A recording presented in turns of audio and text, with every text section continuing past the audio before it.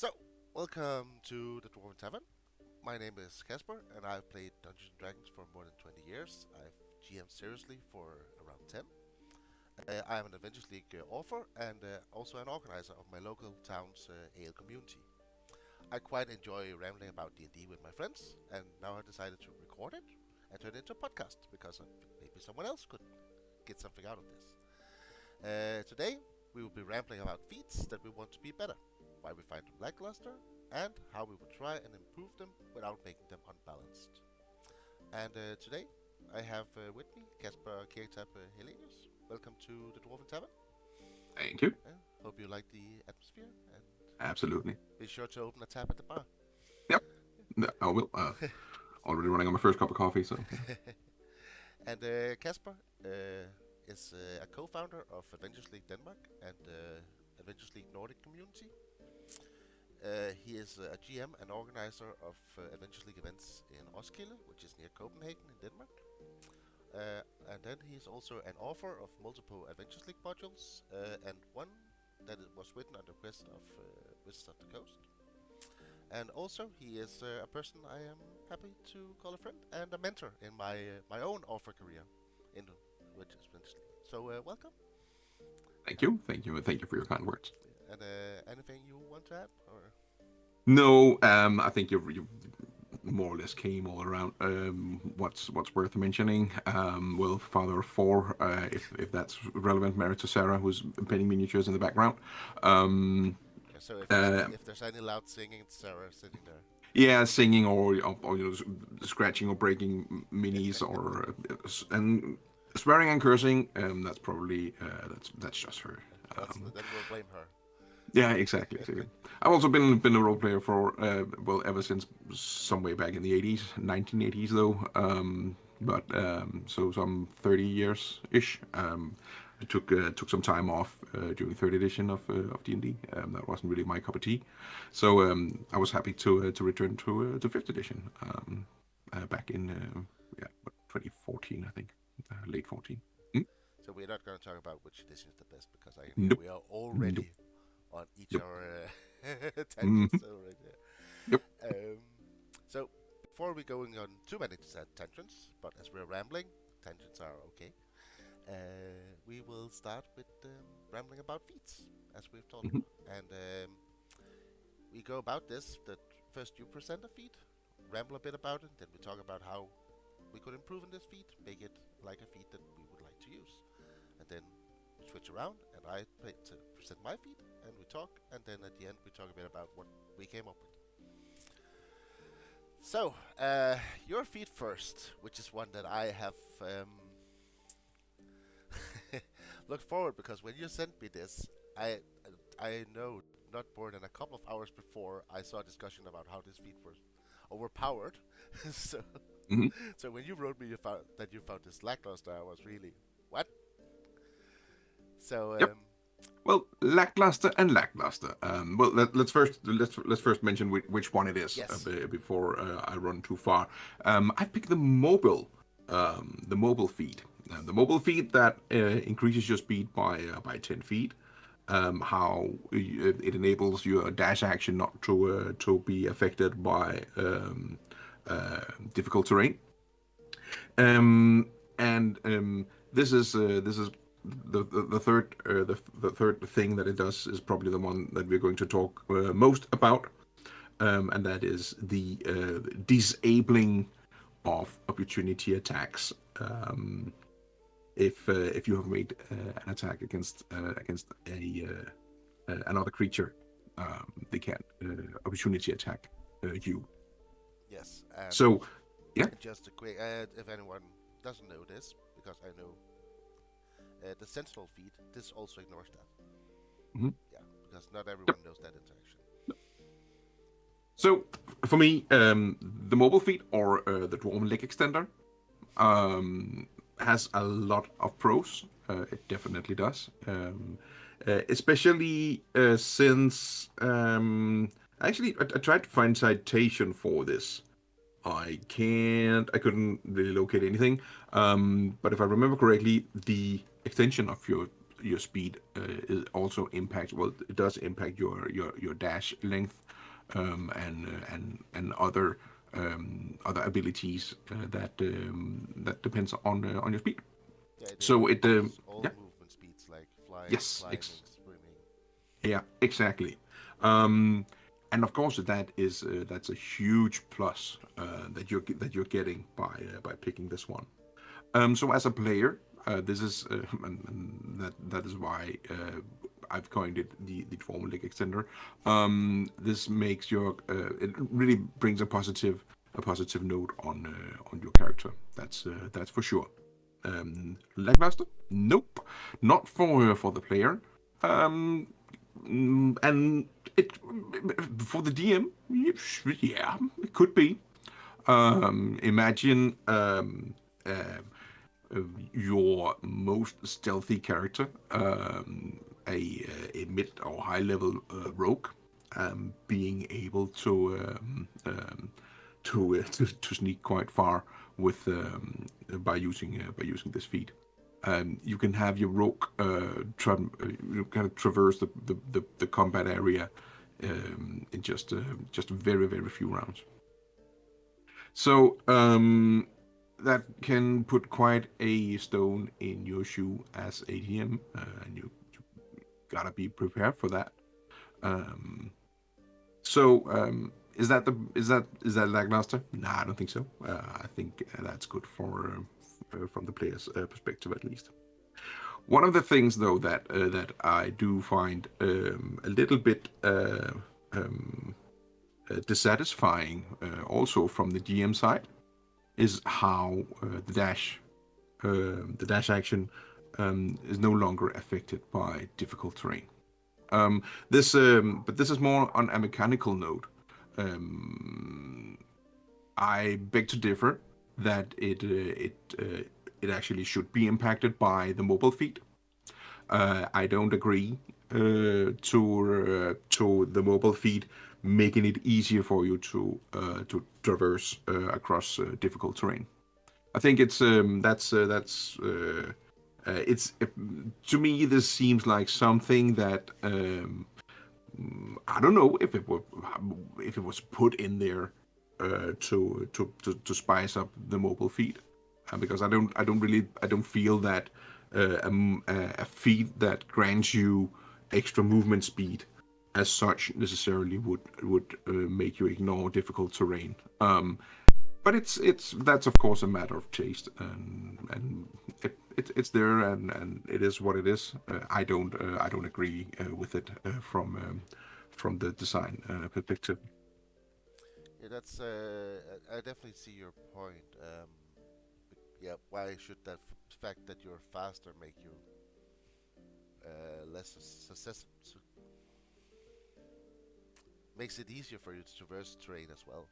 Um, Funnily enough, one of my notes were how should I improve this feat were that I found it weird that it only removed it if you took a dash action. That's a weird interaction there. Mm, yep, Because exactly. if you're not a rogue or a monk or someone else who can dash as a bonus action, then that it becomes a bit, why is this here? Because how often have you seen a character whose first instinct is I'm gonna use my action to dash, and then move Mm. afterwards again, which is more profound when you have the option of dashing as a bonus action. Yeah, I think There's a bit it's weirdness there. yeah. It actually, I mean, why would the difficult terrain be difficult for you because you were dashing?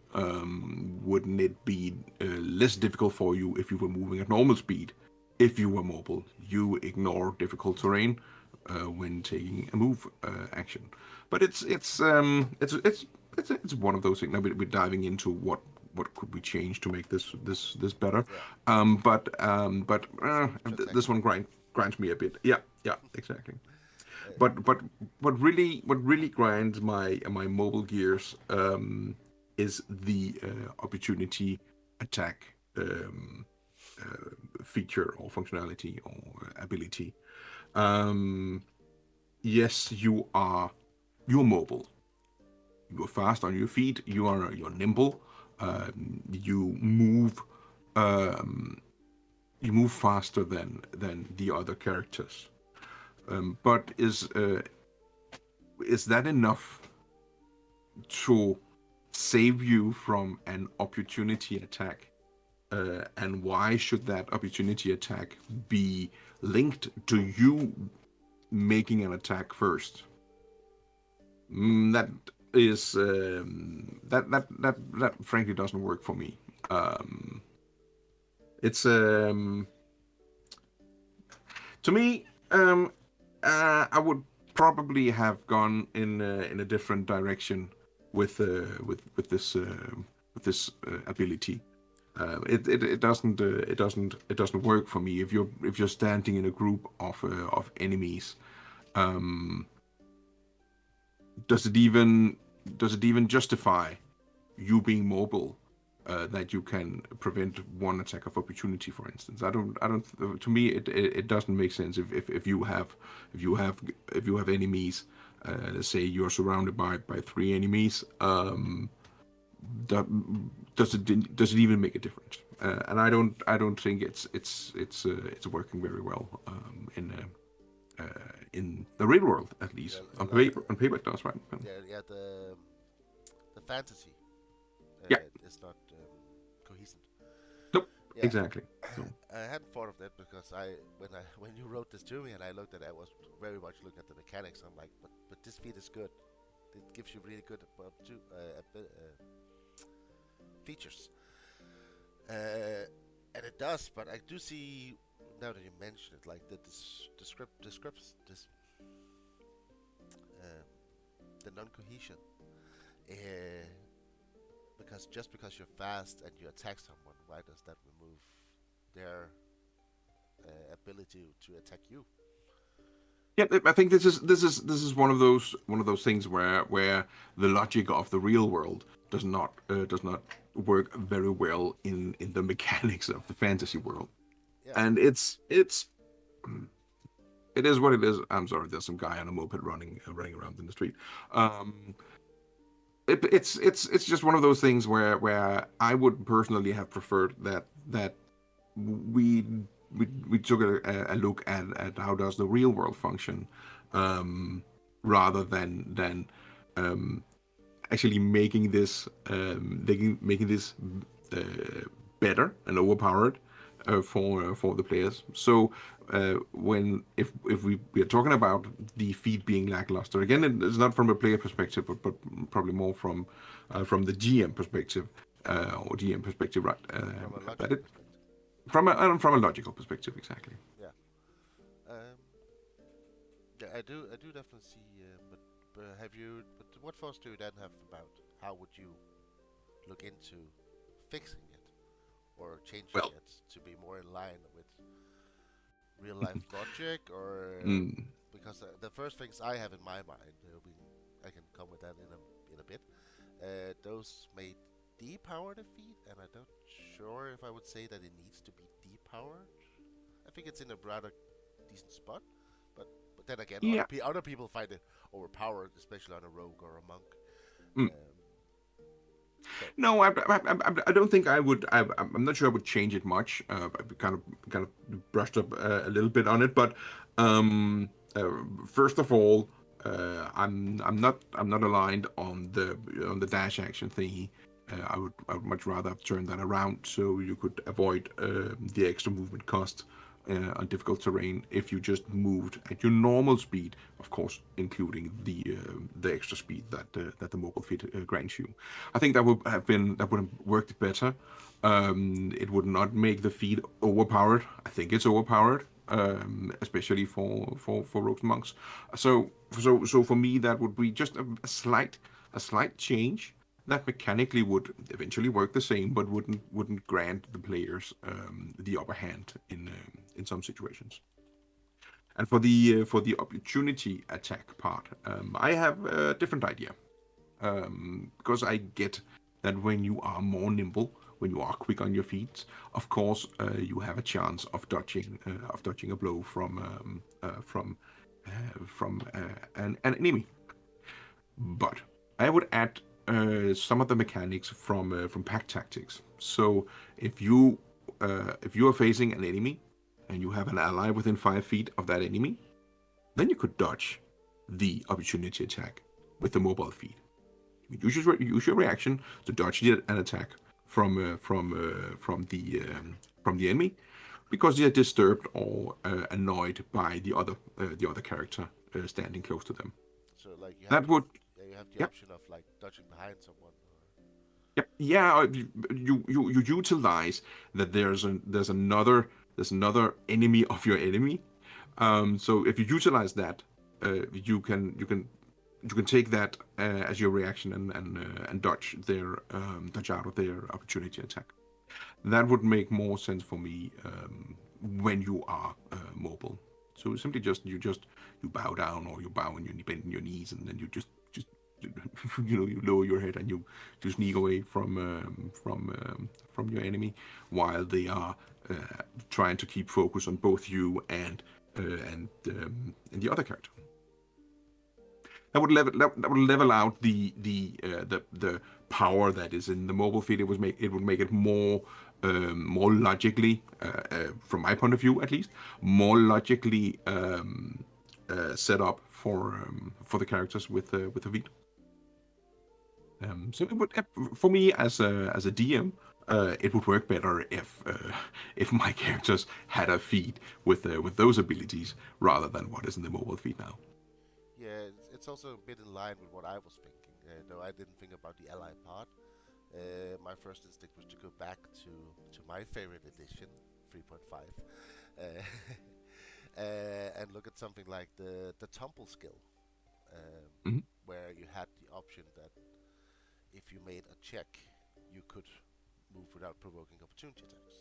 Mm-hmm. Um, it of course skills don't work in at the same way in 5e, and there's no tumble skill, but maybe it could be like you do a dex check or an acrobatics check, and then you Yeah, it would be an act. yeah You could introduce a tumble action, yeah or a tumble reaction. So well, we have the tumble the tumble action in Pathfinder. Not that we are going to talk much about Pathfinder, but we of course we have it in Pathfinder and Pathfinder 2. Um, and that can be somewhat that can be a very sneaky thing to counter as a GM. But something akin to that. So if you pick the mobile feed, you get a tumble a tumble away, a roll away reaction. Um, that could work, right? So you do an acrobatics check to see if you can tumble 10 feet away or well 15 feet away. it would from in my mind it would be something like a DC 20 15 was my first instinct. Mm-hmm. Maybe a bit lower, but then again, you still run into the problem that if you have a 10th level rogue, is it 10th? Is DC 15? That's not a problem. No. You don't even need to roll. Yeah, exactly. But then again, then you also still have the player that's you reward the player is rewarded for using his ASI resource to take the feed. He's rewarded for staying in rogue for 10 levels. Mm, So like 10, is it 10? I can't remember. It's there about. Yeah. It's still level 10 is no mean feat. That's even in Avengers League, which we play a lot. Mhm. Yeah, it takes a bit to get to level 10, even if it's gotten easier. Yeah, just around 9 games, right? Well, I think it should be done in free. I think start level 5, play a Mm. game, 10 down 10 days, play a game, 10 down. Yeah, free. Oh yeah, that's true. That's true. Yeah, you can spend But downtime. that's a whole other can of worms and a Yeah. tangent that And it's big. we could It's quickly really go big. well another way. Yep.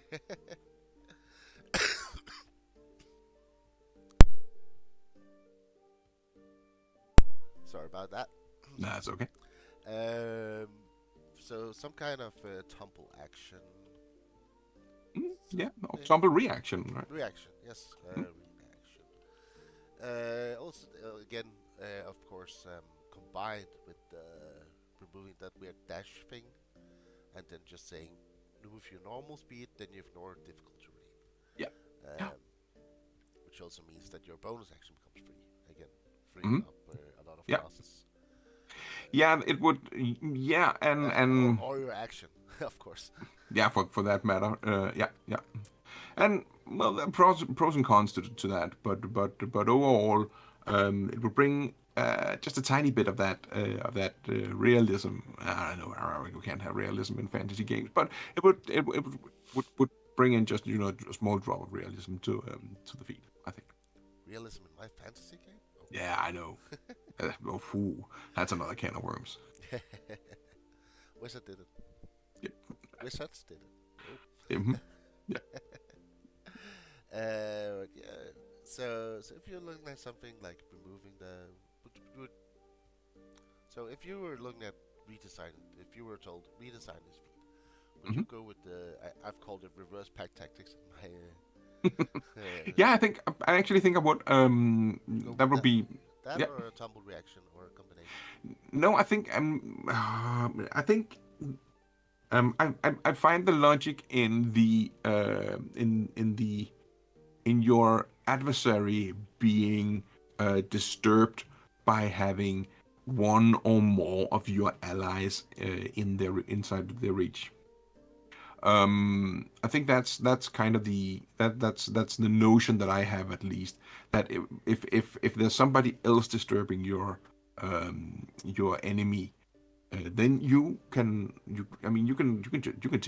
take a shot at running away, right? Because it's if especially now, we don't do flanking at Adventures League, right? But if you especially if you imagine the flanking situation where you're one standing in front of you and one standing in back, being the guy in the middle, you have to look in both ways to make sure that neither of them are doing something that would surprise you, um, or you choose to just look in one direction and not the other, right? But given that you try to stay in sync on what's going on, making sure that you hold both enemies at bay, then eventually you will have the chance of using your mobile feet to get away from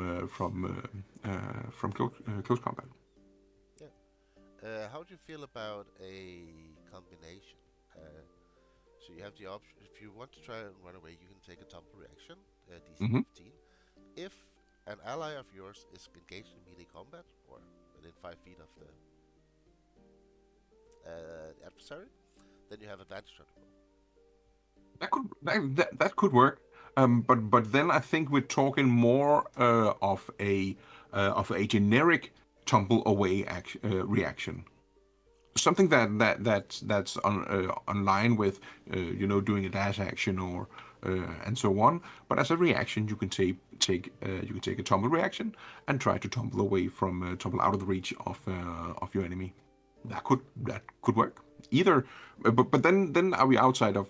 Then I think we're outside of the feed and more in a generic reaction Yeah. mechanic for the game. But eventually, we could use a mobile feed for granting that reaction. You can't hear that the tumble was one of my favorite feats, can Yeah, it went over my head you? totally. No, but I get it because it has some it adds a level of mechanical quirkiness that at least some character types can use and favor. Yeah. So remove the dash requirement. Allow no movement in terrain. Um, and then what's your final verdict? I mean, keep the 10 extra feet of Yeah. movement, right, and then change those two. Um, I think that would work. Yeah, keep the Changing 10. the two others, Keep the 10. Allow normal movement.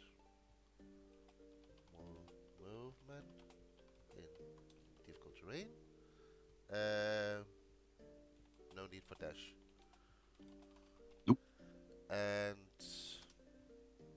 the last part, how do you not provoke an opportunity attack? I would like. Let's go for the tumble reaction. Let's try that. We have to set up a home game to try them out. Yeah. Tumble reaction.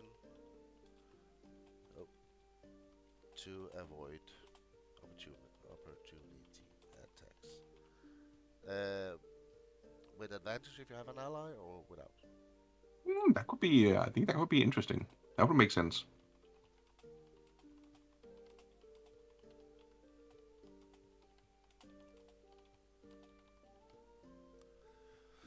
Yeah, you would be happy with that.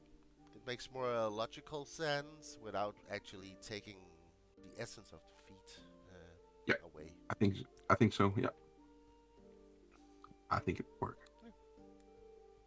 So after we've done that, then let's be mobile and go to the next feat. Let's do that.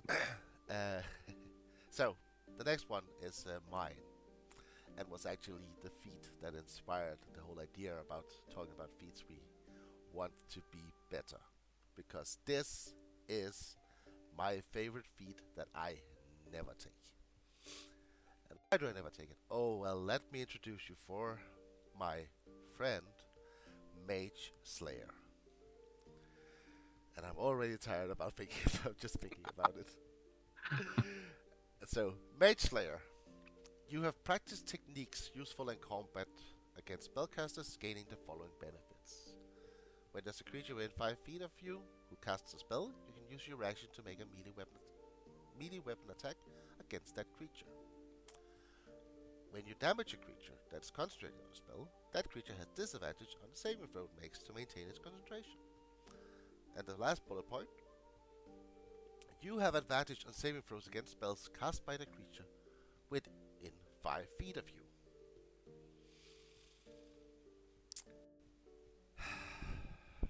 This feat, I love the flavor of the Mage Hunter, the Mage Slayer, going out, going, "An evil wizard killed my family, I will take revenge on him," and specializes. Oh my god, it's done so badly. I don't know. I don't even know where to start. It's way too specific. It's too niche. I like what it does, but it does not do it well enough to be this specific. Uh, so if going through the things one at a time, the opportunity attack if you are within a specific caster spell, that's good. But why is it 5 feet? Why is it not within reach, within melee reach? Um, and on top of that, why is it when the creature casts a spell, it's not when they start casting a spell, it's when they cast a spell. Yeah, but don't you think that has to do with with the timing? That one round is 6 seconds and so on. So that's But just wording. maybe, I but don't know. what if Yeah. the cast missed a step? Then you can't make your opportunity attack because then they're 30 feet away. Then they actually away. Yeah, that's true. That's So true. it should be, but that's also because I will get back to this. Uh, um, then there's the disadvantage and concentration checks. This is nice.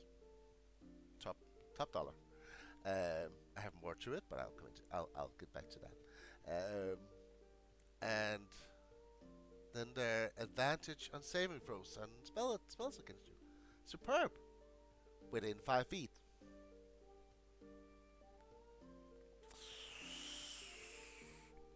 Why is this within 5 feet? I am so annoyed. So It's annoyed. it's very specific indeed. Yes. It's so specific, and I'm so annoyed about it. It's if you are giving up an ASI and you get this, that is not good enough. In my opinion, either a feat needs to have some kind of general function that's almost always active, or be extremely good when the ability arrives. If you look something like Great Master, does it give you a benefit all the time? No. Is it really good when you gain it? Yes. Hmm. Um, some would say it's one of the best feats in the game, and some would say it's overpowered. I disagree, but that's another tangent. I could talk about that for ages. Um, so, now that I've said why is it bad, uh, first of all, have you anything else you would like to tell me why this feat is not that good? Or No, I actually I think that for a very specific type of character, it's really really good, and it is really yes, good for that type of character that you just described. Mages killed my parents. I'm going to avenge them. but And only if so they're in 5 feet of me. yep, exactly. So yeah, but it becomes your mo to do just that. That's going to be the way that you work, and that is that you move up in close range of these mages, so you can get close to them and gain advantage from the feat. I think for me the biggest problem is, will you ever get this close to the mage? Maybe on the lower levels, but once you reach level 5 6 ish, where the mobs watching out for the mages, they are too strong for you. Yeah, Or they might at least be too strong for you, especially if you play tier wise as we do in AL. There is a risk that they are so powerful that get near near the mages. yeah, So you just you'll end up as a no mage slayer really, yeah. eventually. It was because it will help you nothing against its minions. Yes, exactly. And then in addition to all of this, Wizards have just came out with their new NPC philosophy that it should be easier to control the creatures. So, and one of the examples they give was that a mage from now on he would have an ability called Fury Blast. I think it was Fury Blast, something like that, Hmm.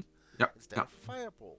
And while I understand the idea that it needs to be easy to understand, that also makes it that that's not a spell anymore. exactly. So if So that's the going Mage to Slayer work, feat is going to yeah, get if even worse with this. exactly, and if that's going to work, they need to or update the wording in the Mage Slayer Yeah, feed for it to work. Of course, these monsters in the new book, they still have spells that they can cast, sort of like innately, uh, like twice a day or once a day and so on. So they still do have spells that they can cast, but I totally agree. Those magical abilities that they've gotten, they pose a serious threat to mage slayers out there. That's yeah. simply not going to be attractive any longer. So in my opinion, um, if we look to how should we change it, and in this case, fix it. Uh, I hope you're holding onto your seat because I have a lot of notes. Oh, I'm looking forward to hearing what you have. Well, first of all, as I said, we should definitely start with changing it from being the opportunity attack, but should not be within 5 feet. It should be within melee reach. Mm, So this also opens up for glaives, 10 feet. I'm not the biggest user of whips, but that's 15 feet with damage. yeah, Yeah. So there's more it gets the options that you don't have to be up in the face of the mage. Uh, so that's a bit better. And then I want it to be that you get the opportunity when the creature starts to cast a spell. yeah. And Yeah, in fact, the same wording as for counterspell, right? yeah, so it's Right. reaction spurred by Yeah, yeah. yeah, exactly. So Mm, and when you make that opportunity attack, I would also like to force a concentration attack, a concentration check on the mage to cast the spell. So you yeah, actually have the option of disrupting the spell. yeah, that would make sense. Because again, yeah, wow, you hit him for 14 damage, but he's still blazing hands. What's it called? Yeah, yeah, Burning hands in your face. Yeah, or casted fireball in your face, right? So, Yeah, or your friend's faces. yeah. So. So you get the option of actually disrupting the attack, Mhm.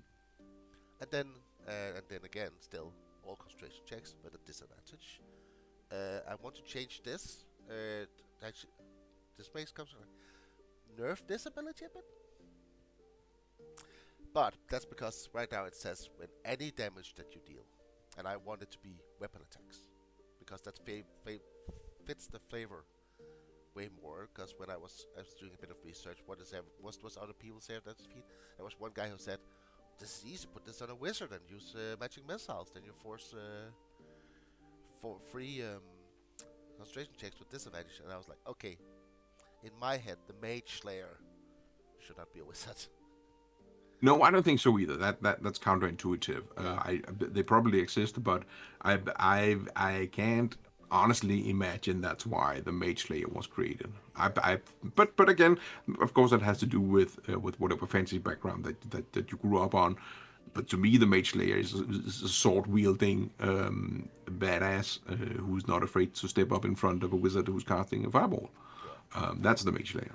um, definitely. So I think that ability should be changed. That it's only from when you make a weapon attack, not when you deal weapon damage, because that actually excludes some features. But that's another talk. Like the Hmm. monks, unarmed strikes does not do weapon damage while it's a weapon attack. Yeah. Wording in the Yeah, wording, wording in D funny and D. mechanic, Yeah. definitely. Yeah. When you've played a lot of 3.5 like I have, you really learn to read everything. Yep.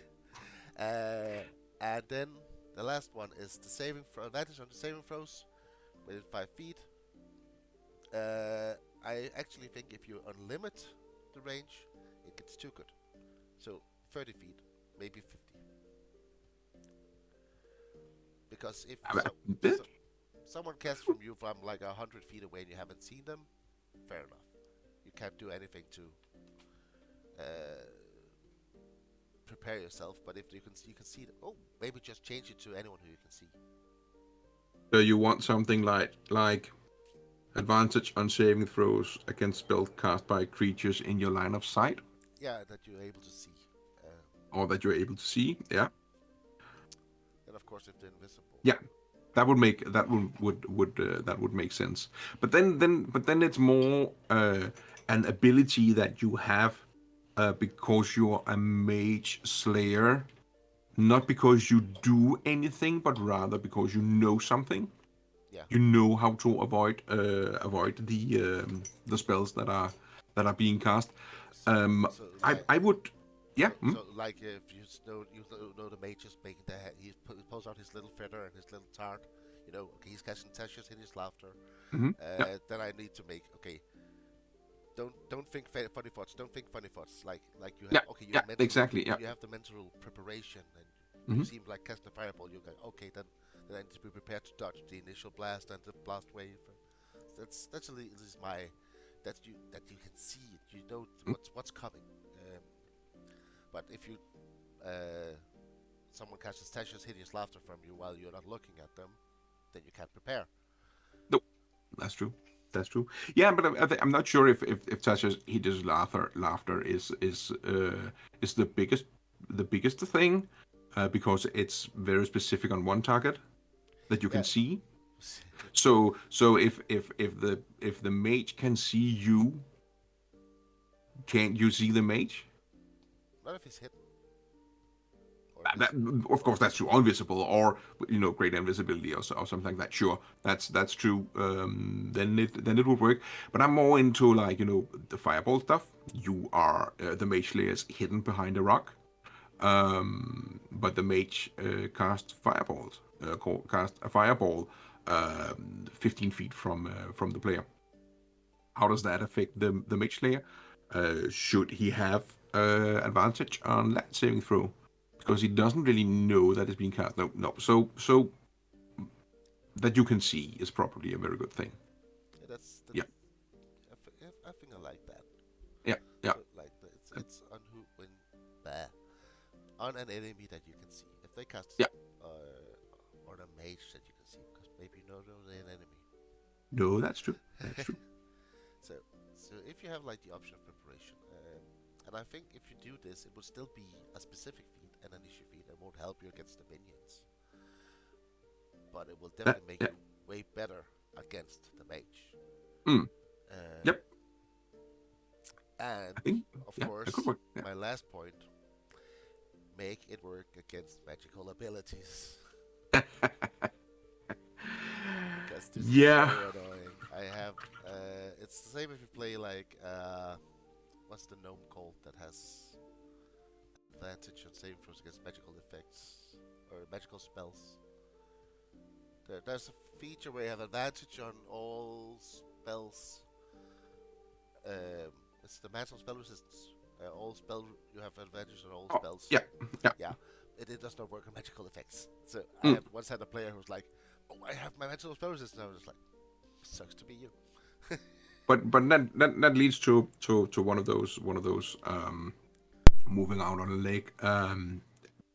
Because should we expect an updated player's handbook or a player's handbook 2 as we saw it in the early editions, where some feats, for instance, could be updated to better reflect the world that we are in now, where we are effectively, and yes, I dare say it, where we are effectively in the D&D 5. The 5.5 edition Yeah, it with definitely feels like a 5.5. yeah, I think so. Well, So, moving but there, moving there. We're not or at quite least there. moving there. No, but I think the multiverse book brings us into 5.5, but it means that all the stuff that is 5.0 or just 5, we need to take a stand on what to do with it, because there will be examples like the Mage Slayer, where we will simply find a feed where half of the abilities are void now, or more or less defunct, Yeah, and that definitely. needs to be addressed. Yeah, definitely. Because also, if I well, you're both of us are authors, Adventures League authors, and if I like think about the almost 5 modules that we have, it's probably coming tomorrow. Uh, Oh, sweet. Breaking the fourth wall here. Uh, um, Maybe then you can guess when this was recorded. Well, if Uh, the multiverse book just came out, we know well, just yeah. about when it was. But yeah, Um, but details. if I think about the 5 modules here, there's very few mages, very few places where this would actually, where the Mage Slayer would excel, because again, there's minions. In all the examples I have, there's minions to stop you. You're not going to get within 5 feet of that caster. No, no, that's true. That's true. I think this is going to be more significant for, uh, of course, us as writers, but also for the players than any changes we've seen to Adventures League over the past few years. And I mean, this is a generic change. This is not just for Adventures League. This is also for home games around the world. Um, and I think these changes that are imposed with the multiverse book, I think they're more. I won't say invasive, because that's negatively Latin, and I don't think it's not necessarily negative. But they're bigger changes, or more tangible changes than we've seen before. Yeah, like I actually just a small tangent.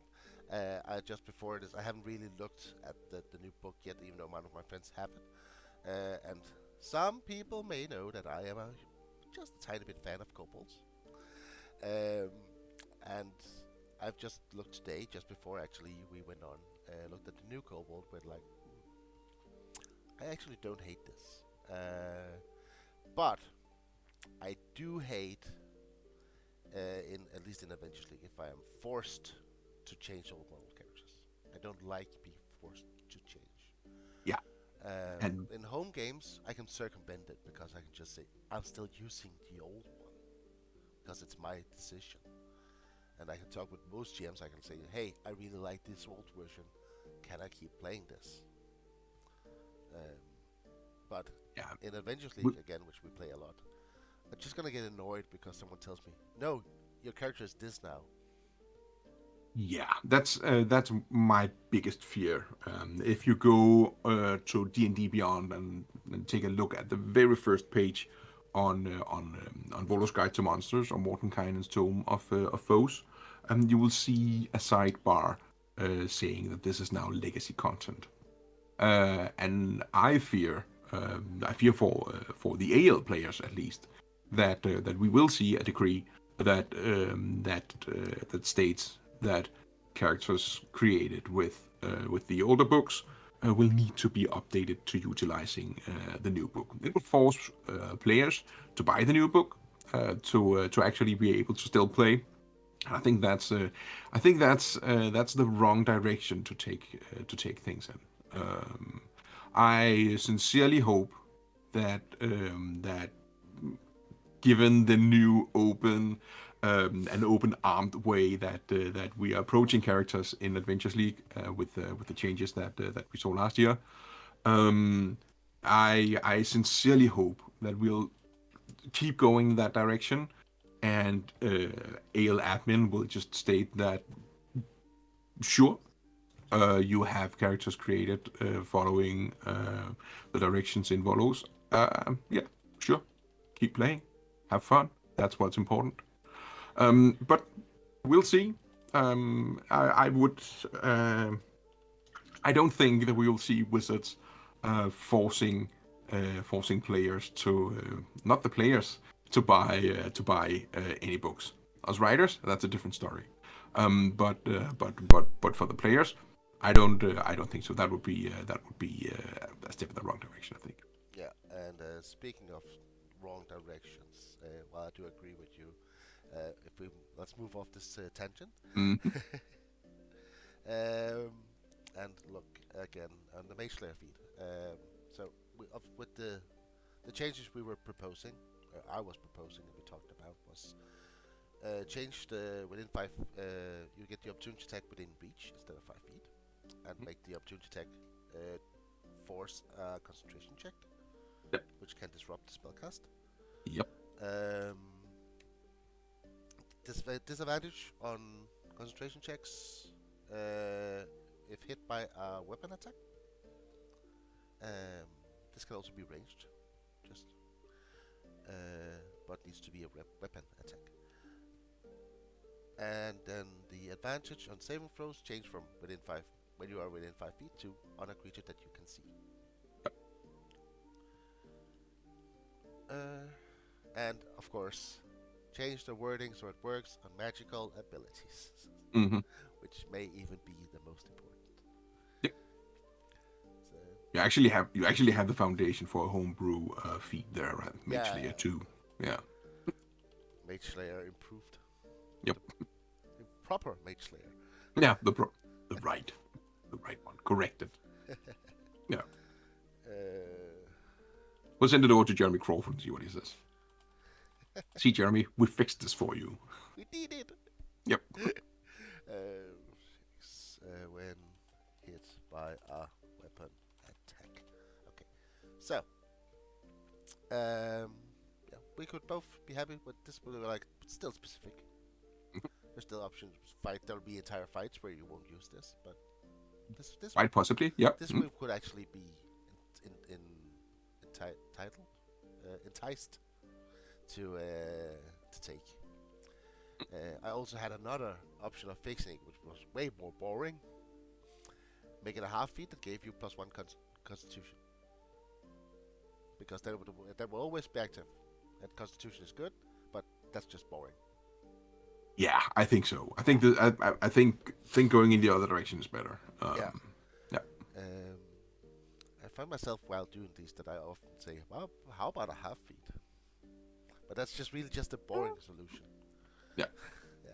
Yeah. No, I think this could work with just minor tweaks, really. I'm not even sure you're nerfing it.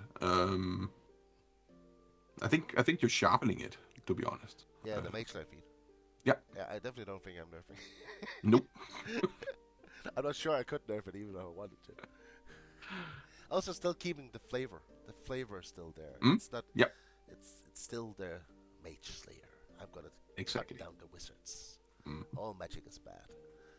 Um, So to summarize what we've talked about, we talked about the mobile feat and how, while it's a mechanical good feat, it had some logical um, discrepancies. Mm. And we talked about keeping, first of all, keep the 10-foot extra movement. And remove the requirement to dash. But just as long as you move your normal speed, you ignore difficult terrain. And last of all, the thing we didn't like because it was nonsensical was the opportunity attack. And so instead it was changed to become that you had to make a reaction to tumble away from the danger and doing an acrobatics check. Maybe with DC of 15, that could be tweaked. That's something somewhere around there, I think, would be good. And if you have an advantage within the 5 feet of your enemies, then you have advantage on the roll. If you have an ally, did I say advantage? No. If you have an ally within 5 feet of the one you're tumbling away from, you have advantage on the You roll. have advantage, yeah. Exactly. Yeah. Mm. Yeah. And that's our mobile feat, the CNC mobile feat. And the Mage Slayer feat, the proper Mage Slayer feat, made by CNC. Change range to within reach from 5 feet on the opportunity attack. Make this opportunity attack make it force a concentration check on the enemy spellcaster, so that the spell can fizzle. And change it to when they start casting the spell, because the spell can't really fizzle if you do it after they cast it. Yeah, exactly. Yeah, and then keep the disadvantage on concentration checks but change it from when you damage to when you hit with a weapon attack. And change the advantage on saving throws against spells cast by creatures from within 5 feet to an enemy that you can see. And most important, make it work on magical abilities. Yeah, we happy with that? Spellcaster. Yeah. Yeah, I think so. Yep. So we'll just note these down, send them to Crawford, say, hey, we fixed it, don't worry. Yep. Yeah, well, very nice.